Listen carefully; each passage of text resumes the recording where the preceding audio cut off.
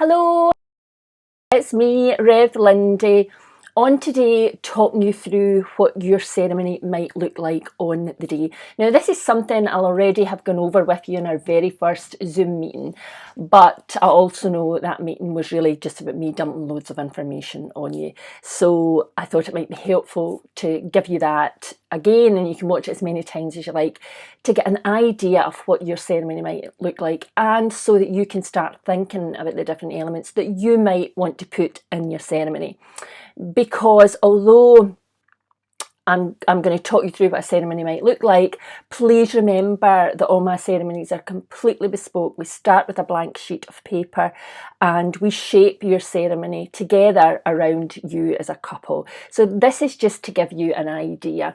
But also, if not all ceremonies are the same, and so if you are it's just going to be the two of you, it might be different from what I'm just about to say. If it's going to be outdoors, it might be a wee bit different. So just bear in mind that your ceremony might not fit in completely with this, but again, it's just to give you some sort of idea of the structure and the flow, so that, as I say, you can start to talk to each other about what you would like on the day. So what happens during the ceremony? Well, let's go back a wee bit to just before the ceremony, because I aim to be there an hour before your ceremony starts, and that means if there's heavy traffic or roadworks or whatever, I'm giving myself a wee bit of leeway, but I aim to be there an hour before. And what I do is I go into the ceremony space, get myself set up, spend a wee bit of time in there doing a wee sort of grounding ritual, just trying to get the ceremony space prepared for the mood that you've asked me to create for your ceremony. Then I'll come and speak to you both, and I'll collect the marriage schedule if indeed it is a marriage ceremony. But I'll make sure you're okay, I'll make sure you're grounded and prepared for your ceremony, but also make sure there are no last minute changes that I should be aware of. I will then come back into the ceremony space, and then we're just waiting for the time when the ceremony is going to begin. Now, about 15 to 20 minutes before your ceremony, what will usually happen is that somebody from your venue, or it might be one of your ushers, it can be me, but it's usually somebody from the venue, the events manager or whoever you've been dealing with, will go into the bars or wherever your guests have come together, and they'll ask them to come in and take their seats in preparation of your ceremony beginning. Now, at this point, and for the purposes of this exercise, I'm going to talk as if there's a bride and a groom in the ceremony. Now, I know that's not always the case. We have two brides sometimes, we have two grooms sometimes, which is lovely. I get lots of those ceremonies, I love them. But just so that I'm not trying to find the language to use and confusing everybody, for the purposes of this, let's say there's a bride and a groom. So what would usually happen at this point is I would be at the ceremony space, I would be at the altar, and so would the groom, and perhaps his best man and his groomsmen if he's having them. Now, you don't have to have it like that.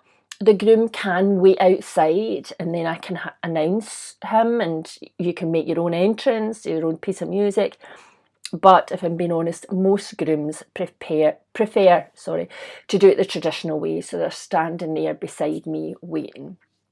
Then when I know the bride is outside and she's ready to make her entrance, I will go outside. I don't announce this, I just sneak out. Everybody's just sitting there chatting at this point. But I will go out and I will have a wee word with the bride. I'm just going to switch my phone off, sorry. And again, do a wee grounding. That lead up to a ceremony can often be very chaotic for the bride, and not of her doing, but usually everybody around about her. They're so excited, they're so hyper, they're so enthusiastic that their voices are raised, and everybody's really, oh, where's this, where's that, who's going here? And we really don't want to be bringing that energy into the ceremony room. So I come out just to have a few moments with you, the bride, and just do a wee grounding, just get you settled and ready to come into the room. And then I will come back into the room, and at that point, that's when I'll start talking to your guests. Now, the point of that is to make them feel relaxed, to get them ready for your ceremony, but more importantly, to arrive in the mindset of ceremony, in that ceremony space. my role, as I've said to you in our meeting, is to create an atmosphere, an energy, a single energy that everybody feels a part of. And so that few moments with them allows them to arrive, not physically, their bums are already on the seats of course, but mentally and spiritually and emotionally to arrive ready for your ceremony and to be with you for the full ceremony.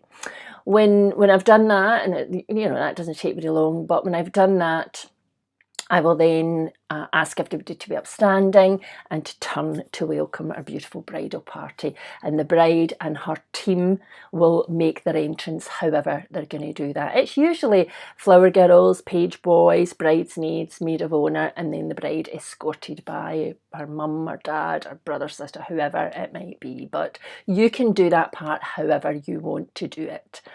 And you can come into the room together, you can come in from different doors, we can talk. If you want to do something a wee bit different, we can talk through that, and if I can make it work, I'll make it work. But at some point, the two of you will be standing in front of me, ready for me to open your ceremony. Now, that point where a couple come together at the altar for their ceremony is undoubtedly one of the most awkward moments in the ceremony, because it can be, do we look at each other? Do we hold hands? But what we'll do is we hopefully we'll meet at the venue before your ceremony, and I'll talk you through that. I'll choreograph that for you so that it flows very beautifully. But I will also, when you're there in front of me ready to open your ceremony, I'll say to you, take a wee moment. And that's just for you to acknowledge each other in that space and to be stepping into that space together. Whether that's just a squeezing of the hands or telling each other, you look beautiful, you look handsome. It's just, okay, this is us now. We're creating this wee bubble around us in preparation for what's coming. And while you're doing that, I will formally open your ceremony and just welcome everybody.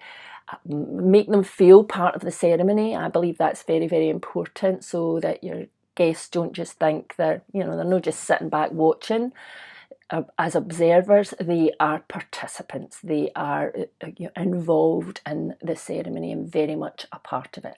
And so I'll set that up and I'll start talking to people and making them feel involved. And then we'll just from there go through the different elements of your ceremony. Now, we don't know at this stage what all those are going to be, because as I said, we have to sit down and you have to tell me what you would like. I can offer you suggestions, and between us we will start to shape it. But if it's a marriage ceremony you're having, and the majority of ceremonies I do are marriage ceremonies, but if it's a marriage ceremony, we would very early on, we would have something what I call the statement of intent. And that's just so that all your guests can hear you say you came into that space knowing you were going to end up a married couple. So that intention is very, very important. And that is, it's reasonably short. Sometimes it's funny, sometimes it's more serious or reverential. It's always personalised, but it's just talking through this idea that marriage is much, much more than just a single day or signing a piece of paper. It's a commitment to the commitment. It's the thousand small things you have to do, and the things you have to do every single day to make your marriage work and to show up for that other person, to show up for yourself also. And so we talk through that, and then at the end of that, I will say, and this is a commitment that you have both chosen to enter into today. So before we go any further, Emma and John, I would usually say your full names there. Emma and John, do you both seek to enter into this commitment of marriage? And you would both say out loud something in the affirmative, yes, or preferably, I do.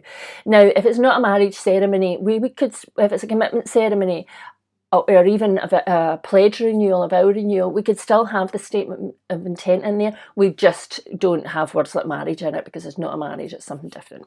But we could still have it. But that's a very beautiful moment, that, setting your intention for the rest of the ceremony. From there, if you're having any guest participation in your ceremony, so somebody giving a reading, or offering a poem or a prayer, if we're singing a hymn, or if somebody's playing a musical instrument, it might be in there, and that's something we can talk through if you want that to happen. It doesn't have to be one of your guests, it can be me, I can do that for you, apart from the singing one, because it's not that I wouldn't sing at your ceremony, because I quite like singing, but it would empty the room quicker than a Scotsman chasing a fiver down the street. I am not, I'm one of those unfortunate people who love singing and should never be allowed to. So I'll give a reading for you, I'll say a prayer for you, I will pretend I'm singing a hymn for you, but I'll no sing for you. So, but if you're having any audience participation, it might be in there. There would usually also be a part that I call your story or your journey together, and this is where we're taking all your guests, or we're saying sit back, how did this all start? Where did this all start? How in this world of almost 8 billion people did your two worlds collide and set you on this path where you're standing in front of all the people that you love most, about to commit your lives to each other, and you're about to say, from this day forward, I take you as my husband, I take you as my wife, or indeed, I take you as my husband, I take you as my husband, or I take you as my wife, I take you as my wife. Love is love, and it's all very, very welcome. So how did that happen? We'll take everybody in a wee wander through your story. And this is where a lot of the humour in your ceremony will come from, because as I've told you, I am a nosy and I want to know everything. So I'll ask you loads of questions and I'll draw out the parts that I know will get, especially if you've asked me for a light-hearted, funny, relaxed ceremony, which most of you have, to be honest. I'll look for the bits that I can pull out that I know will make people smile, I know will make people laugh, and that we can play with in the moment to really lift the energy and to bring great joy into your ceremony. So it's a really beautiful part of the ceremony, and most guests say that's their favourite part. They absolutely love it, especially the lightheartedness in it. But when we come to the end of your story, we're bringing it back to the serious. So all the way through your ceremony, we're taking people in this wee journey through, reverence, lightheartedness, being relaxed, then back into the serious. And so when it comes to this part, it really is coming into a serious part, because this is where you're going to step into your vow taking ceremony. And this is the most important and reverential part of your ceremony. This moment when you're going to speak the words out loud that mean you're committing your life to each other as a married couple. It's so important that I like to give it space. I like to let it breathe. I don't like to just jump into it as if it's the same as every other part of the ceremony. It's a very sacred part of the ceremony. Now, all ceremonies are sacred, but this is there's more depth in this part, the vow taking part. So it's an even more sacred part. And the word sacred, it just means to set apart. So we're just setting this apart from the rest of your ceremony. And the way I do that is by, as I say, allowing it to breathe, not rushing, just allowing us to be still and centred and to take our time moving into that ceremony. But I also like to do something physical, create a ritual that is symbolic of the two of you being in a wee space together. And there are different ways we can do that. Some of those ways are that you can surround yourself by people, especially if it's outdoors. You can ask your guests or your family members to sort of create a circle around you, and they're holding that space for you. You can bring stones, so you can collect stones in the run up to your ceremony, and you might want to write words on them like trust and love and friendship and family. And these can be placed. You can get family members to place them round about you. We can do it with dried rose petals. I keep a great big love heart-shaped box, and I dry flowers, and we can use them, and either I will walk around you and scatter them, or you can get your guests to do it. If there's any children in your ceremony, it's a wonderful wee job to give them, and you just allow, you two are just in that moment with each other, you're not even paying attention, and the kids are wandering around creating this beautiful sacred circle around you. But once we've done that, we have the vow taking ceremony. Now, I'm not going to go through that in this video because there is another video talking about your vows. But as I say, it's a very special moment, and there are different ways that you can exchange your vows. If you're exchanging rings, we would also do that then. That's all done in the moment. I have a beautiful ring stone, which is here somewhere. If you haven't seen it already, wait till we find it. Here we go.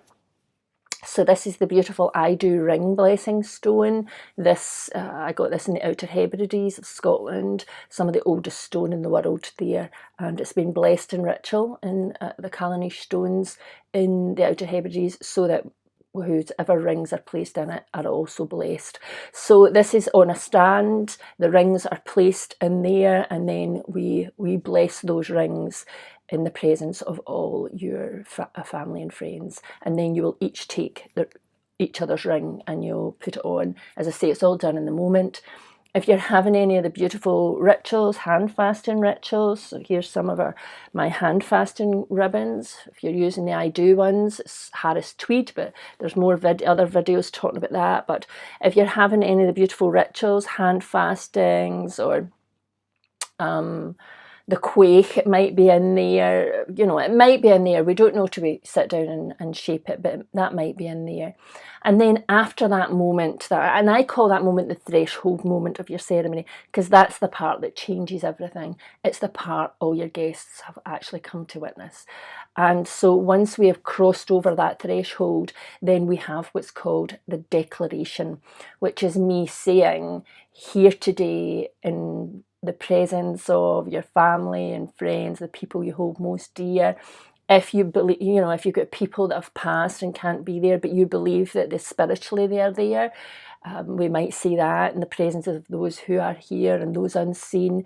You have made these vows and these promises, and you know, maybe talk a wee bit about what they were, and as such, and with the power given to me by the Registrar General of Scotland, it is my absolute pleasure to announce you husband and wife, or husband and husband, or wife and wife, whatever it might be. And a very beautiful moment, of course. There's usually, you would share a kiss. I would step out of the way so that the photographer can grab that picture, and everybody will hold you and give you a great big beautiful cheer. From there, we will go and sign your marriage schedule, and so that's you two people over the age of 18 and me, and this is the part that actually makes it legal. It's a very beautiful moment in your ceremony, and a very important moment in your ceremony, because not only is that what's legalising it, but that document's going to become a social record. So in hundreds of years' time, your grandchildren, great-grandchildren might go to the National Records Office in Edinburgh, Scotland, and look up that document and see your signatures on your wedding day. So it's a very, very poignant moment, and again, we like to give that reverence. And after that part, we're usually moving towards the close of your ceremony. Now, if you are having one of the quake ritual, so here's some of my quakes. And again, there's loads of videos talking about what the quake is, but if you're having the quake ritual with a wee bit of whiskey, and here's the 2022 whiskey, the Lafroig 10. It's a very peaty whiskey, and it's very, very nice. And we had a wee whiskey tasting one night with all the different whiskies to choose it, but hey-ho, I'm going off topic. If you're having a quake ceremony, it fits in really nicely after the signing, because we can say, you know, you would think that would be enough. They came today, they set their intention, they spoke their vows of marriage, they exchanged rings. If you're having a hand fasting, their hands have been bound, and they've signed their names into history. But it's Scotland, and in Scotland nothing's ever a done deal until there's booze involved. And then we talk about the symbology around the quaich, and maybe just share a wee dram just to really seal the deal. After that, it's me saying a few words to your guests, a few words of thanks to your guests on your behalf, but also letting them know what's going to happen after the ceremony. Guests like direction, they like to know what's expected of them and where they're to be, and etc. So, you know, it can just be grab a glass of bubbles, head outside, you're going to get your group photograph, but please be back here for 4 o'clock for your meal and some fabulous speeches. It could be as simple as that. And then really it's me speaking a few words to you on behalf of me and everybody in the room about what we all hope for your life together as a married couple. And the final part of the ceremony is what's called the presentation, which is where we get everybody ready. So we get the music cued, or if it's a piper, we get the piper cued. We get your guests all cued and standing up, and I say, family and friends, please join me in a great big cheer as for the first time I give you, and it can be Mr. and Mr. It can be Mr. and Mrs. It can be Joe and Emma. It can be the happy couple. It can be whatever you want it to be. There's no restrictions in that. And the music bursts into life and the energy. Everybody cheers and there's great energy in the room. And you two head off back up the aisle for a much deserved first drink as a married couple. So that's what your ceremony might look like. You can see the structure in there. Your ceremony needs structure. As I've said before, it needs structure, or else it's just a party, and what's the point having me along just for a party? It needs structure. That's quite a traditional structure, but that's because it works, and there's great flexibility in it for you to put your stamp on it and to put things in there that are really personal to you. What kind of things do people put in there? Lots of things. As I say, you can have readings and hymns and poems. I've had people singing, people playing instruments, people bringing their dogs in with the rings round their neck during the ring exchange, or I've had a goat come in, I've had alpacas. You can have children involved, we can do a selfie, there's so many different, we can play games, we can play Mr. and Mrs., we can have pinky promises, we could do rock, paper, scissors, there's so many different things we can do that really lift it, but that should only be the case if it works for you and it fits in with who you are as a couple. You shouldn't put anything in your ceremony just because you can. You should put it in because it's going to add something to your ceremony. So anyway, I hope that's been helpful. If you have any questions about your ceremony, then just drop me a wee email. But please, I hope that helps you to start thinking about what you guys want and start jotting down notes, and we can talk about them in our gathering meeting. Okay, fair fall, and speak to you soon.